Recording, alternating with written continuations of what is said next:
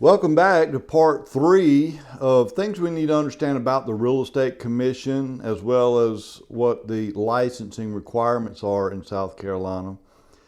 And again, if you missed part 1 and 2, recommend you go back and look at those because this is going to be a 4-part module. There'll be one more after this.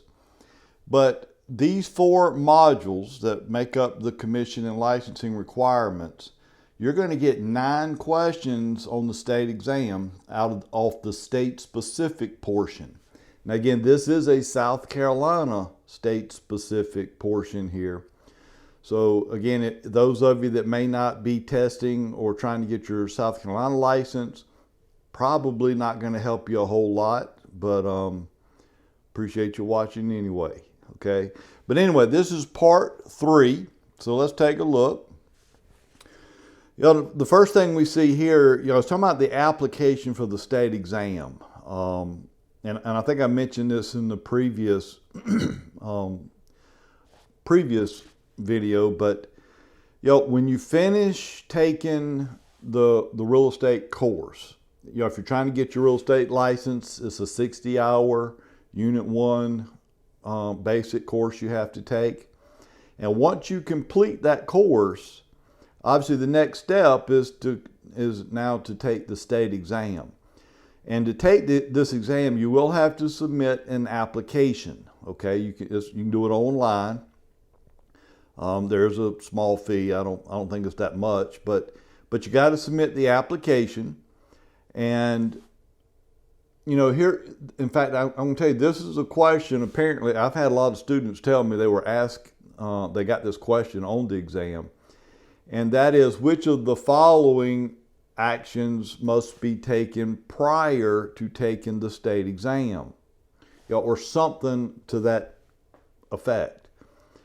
And the answer they're looking for is you have to submit an application, right? Now, to me, you would think if you're taking the exam, by the time you're taking the exam, you would have to think, well, you know what, I did have to submit an application, right? So I'm not sure why that question seems to be so hard for some people, because I've had a lot of people tell me they couldn't figure that out. And and that's it. That's the answer. You have to submit an application to take the state exam. And then once that application has been approved, obviously they'll set you up to take the exam. So now let's take a look at what are the education requirements to get your license in South Carolina. Well, again, to get your salesperson's license, there's a 60-hour pre-license course. We refer to it as Unit 1, but it's 60 hours of classroom training or online training. You can do it either way, but you got to get the 60 hours in. But then there's also, when you finish that course, there's a second course you'll have to take, and that's, we call that Unit 2, but that's just a 30-hour course. But you'll have to have both of those classes before you can get your real estate license. Now, a couple things I want to make sure you're clear about here. First of all, anytime you take a state-mandated education course, a real estate course, it's good for 5 years. And that would be good information to remember for test purposes. These classes are good for 5 years. So technically speaking, how long could you put off taking the state exam after you complete Unit 1? Well, up to 5 years. Again, the class is good for 5 years. Now, I will tell you, if you wait 5 years to take the exam, you probably won't make 10% on the test. You're not going to do well at all. Just a lot of stuff you got to be able to remember for the test, and I'm telling you, wait that long, you're not going to remember this stuff. As good as this information is, for some reason it just doesn't stick very long. So go take the test. Now, the other thing I want to make sure you understand is this. Again, there are 2 classes, the Unit 1 and Unit 2, so a total of 90 hours, 60 in 1, 30 in 2. So that's a total of 90 hours you have to get your license. but don't confuse that with what it takes to go take the state exam. All you have to complete to take the exam is Unit 1, the 60-hour course. Once you finish that course, then you could go take the state exam, and assuming you pass it, you're not going to be able to get your license until you complete Unit 2, okay? But I just want to be clear, because a lot of people get confused here, think you got to do Unit 1 and Unit 2 before you can take the state exam, and that's not true. You just have to take Unit 1, then you could go take the exam, but then you'll just have to wait until you complete Unit 2 before you can actually get your license. That's the requirement there. Now here's what I recommend, highly recommend, on how and when you take these classes. When you finish Unit 1, go ahead and submit the application to take the exam. Do not put that off. In fact, I'd say the day you get your certificate for completing Unit 1, you need to be submitting that application to the Real Estate Commission. That's got to be done. Now, when you submit that application, most people, that's going to vary a little bit one way or another, but most people, you're probably looking about 10 days, maybe even 2 weeks before you will be able to actually sit down to take the exam, okay? So I would figure on at least 2 weeks from the time you submit your application until you actually sit down to take the exam. Well, what are you doing during that 2 weeks? Well, obviously, hopefully you're studying. But what I would highly recommend, that's when I would go ahead and take the Unit 2. Now, again, you don't need the Unit 2 to take the exam, but there are a lot of things that we'll be discussing and going over in Unit 2 that will help you remember some stuff that we went over in Unit 1. It's just a good review, if you will. And I think you'll be a little bit better prepared to go ahead, if you go ahead and do the Unit 2 while you're waiting to take the state exam. So again, you don't have to take the Unit 2 before the exam, but I would go ahead and take it. I'm just telling you, you start spreading these classes out and spreading stuff, and not scheduling that exam very quick, you're going to have problems. I'm just telling you. The longer it takes you to get all this done, the harder it's going to be to get it done. So I would just make the commitment, I'm going to go ahead and get it done. Okay, so that's the requirements to get your salesperson's license. Now you'll also notice here, if you do have a 4-year college degree in law or in real estate, it has to be one of those two, law or real estate, then you could waive any of this classroom training. You would not have to take the classroom training. Now you would still have to take and pass the state exam. But basically with the 4-year degree in law or real estate, you can substitute that in lieu of these, the 90 hours that you'd have to actually get your license, okay? And by the way, I remember that. They like to ask that as well. 4-year degree in law or real estate, you could waive. And then to get your broker license, if you decide to do that at some point. Now keep in mind, and it doesn't say it right here, but when we get into licensed law, we'll be talking about some of that stuff down the road, different chapter.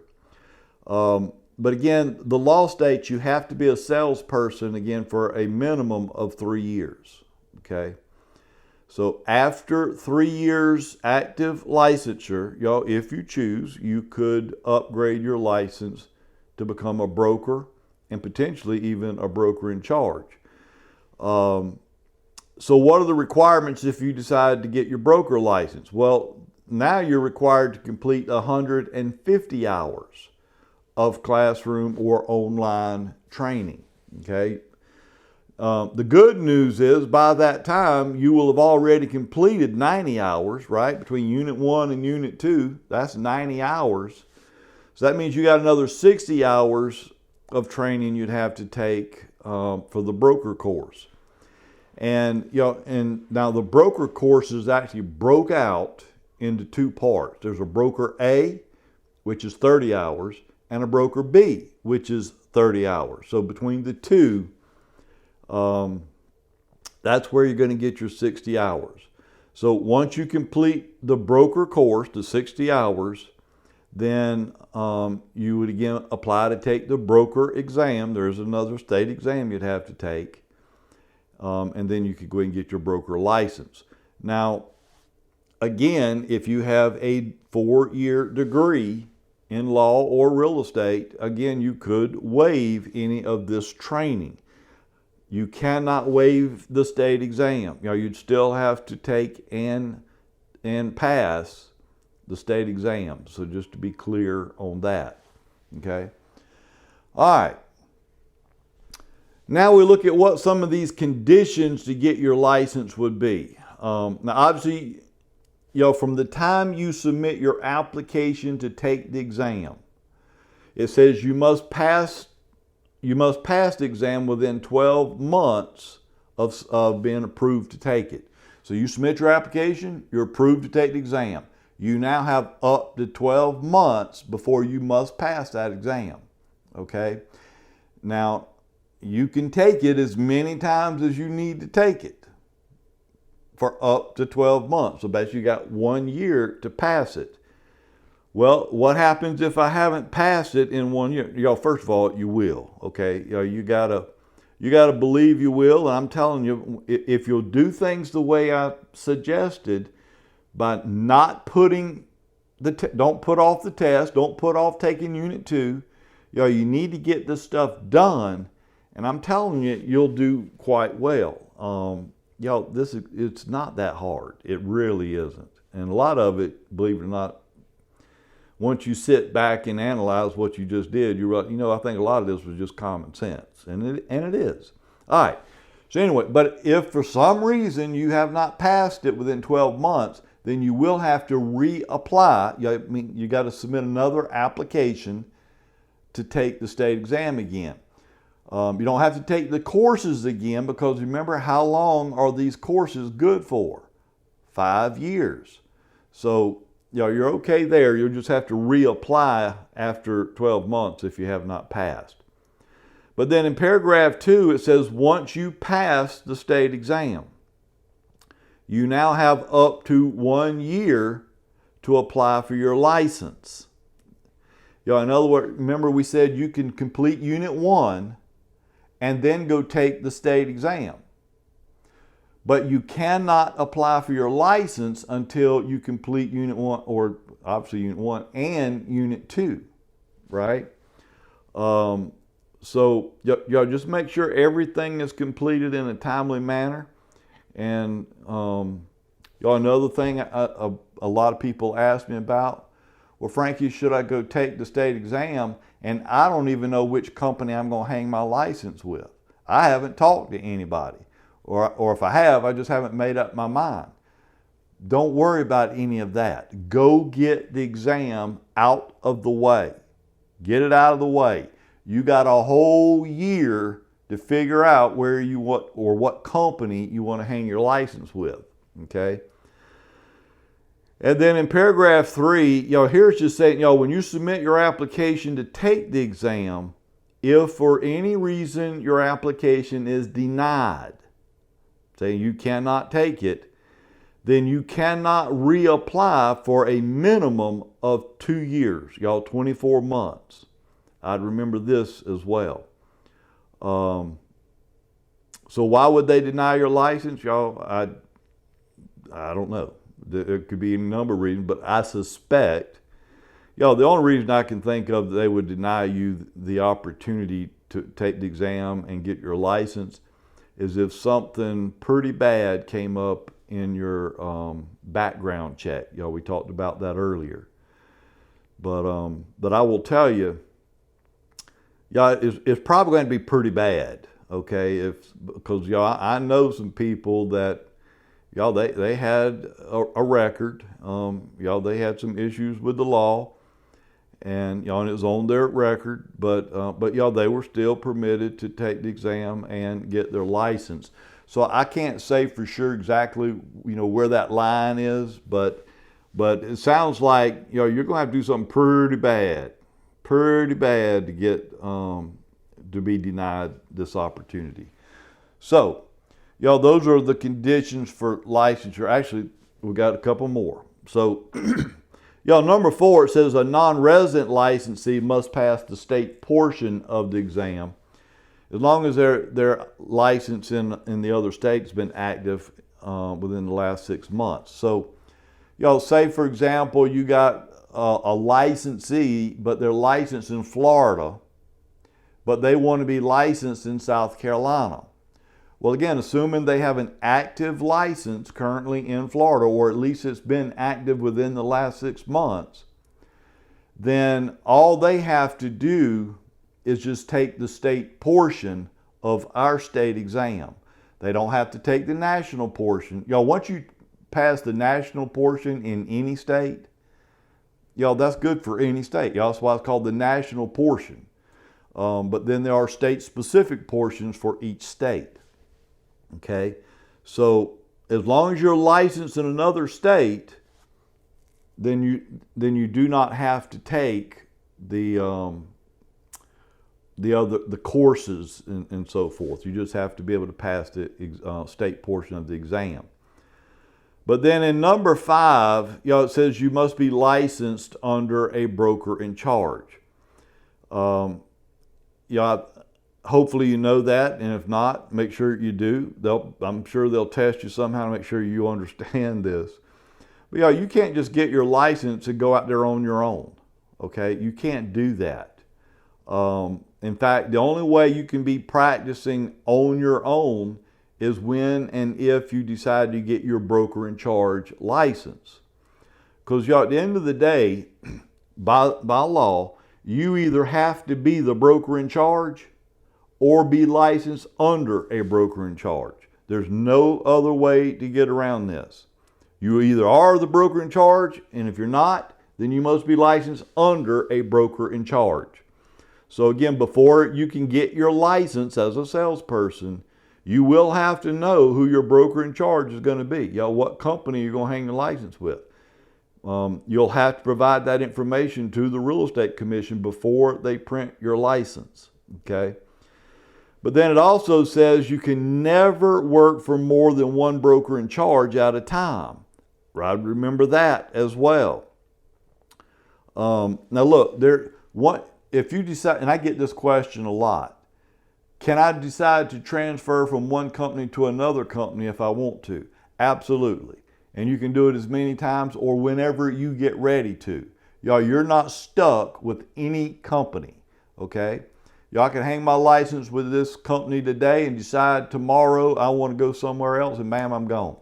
All you got to do is notify the commission, let them know you're changing you're now going to be operating and working under different broker in charge. You give them that information, and they'll print you another license with the new broker in charge information on it. But just know you can never work for more than one broker in charge at the same time. Never more than one. That will get you in a lot of trouble. You get caught doing that. And believe it or not, there are agents that have tried it. They've done it and wound up getting themselves in a lot of trouble. Okay. So speaking of the broker in charge, what's the requirements there? Or what's the requirements to be a broker in charge? Well, remember we said earlier, to go from salesperson to broker, you have to have a minimum 3 years as a salesperson. You got to take the broker course and then pass the broker exam. Now, once you pass that exam, you're qualified to either you can just get your broker license if you choose, or you could choose to be a broker in charge. You could do either one. And those are 2 different licenses. There are a lot of agents out there that are brokers, but that doesn't mean they're the broker in charge. So, I'm a broker in charge, and I could have several brokers licensed under me, as well as several salespersons, right? But y'all just understand, just because you have your broker license does not mean you can be out there on your own. Because if you're a broker, then that means you're not the broker in charge. So I just want to make sure we don't get confused here. So again, you either have to be broker in charge or you will be licensed under a broker in charge. Now, the requirements to be in charge says you must have ownership interest in the company or be actively engaged in the operation and management of the company. So do you have to own the company to be in charge? No, you do not.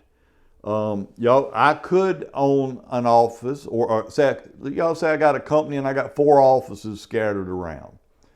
Well, I may decide, if you wanted to, I could hire you, once you're qualified, to be the broker in charge of one of my offices.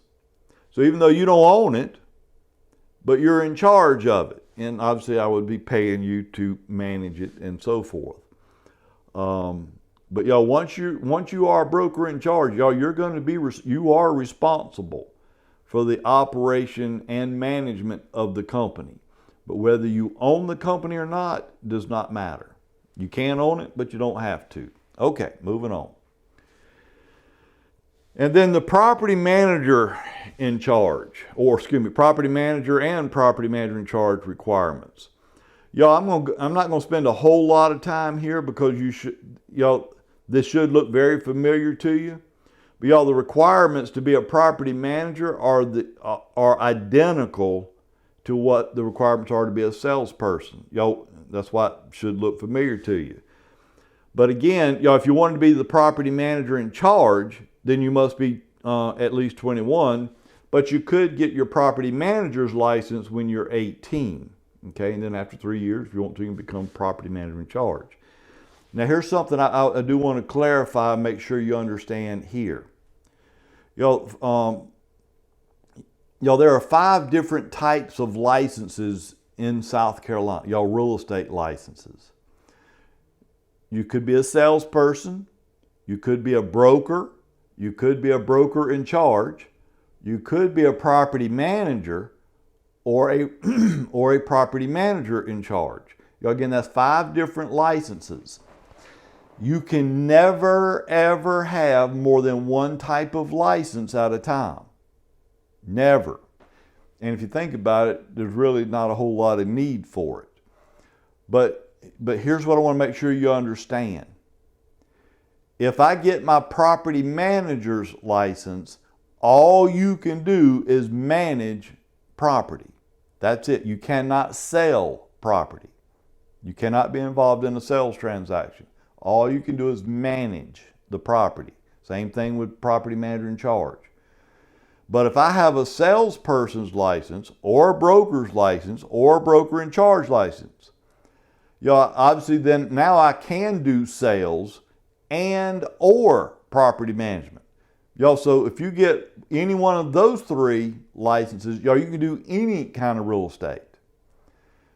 But if you decide to just get the property manager's license or property manager in charge, you're limited to only managing the property. You cannot do both. Okay? All right. So, again, you still have to provide your home address. Got to have a minimum of a high school diploma or GED. Complete the property management course, which we're going to talk about here in just a second. Again, you must also submit to a background check and pass the state exam. So I'm not spending a whole lot of time here. We've covered all of this in the previous portion. But the education requirements for a property manager are a lot different than for, say, salesperson. Here, you're only required to take a 30-hour course. And again, that can be done either in the classroom or online. And again, unless you have a 4-year degree in law or real estate, then again, you can waive the classroom training. Now, you would still have to take and pass the property manager's exam. But y'all, the main thing here is, y'all, it's a 30-hour course for property managers to get that license. Now, what if you decided to be a property manager in charge? Well, y'all, there's not a whole lot of restrictions on property manager in charge, to be honest. But really, the only restriction is, to be a property manager in charge, now you do have to be 21. The difference is you do not have to be a property manager for 3 years to become a property manager in charge, okay? But if you get your property manager when you're 18, then you will have to wait 3 years, okay? Because you cannot be a property manager in charge until you're at least 21 years of age. But assuming you're 21, what's the requirement to become property manager in charge? Meaning you can start your own property management company or whatever. You must get your property manager's license. We just talked about that requires a 30-hour course, pass the state exam, and then you get your property manager's license. The only other requirement to be property manager in charge is there's a 7-hour property manager in charge class. 7 hours, 1-day class.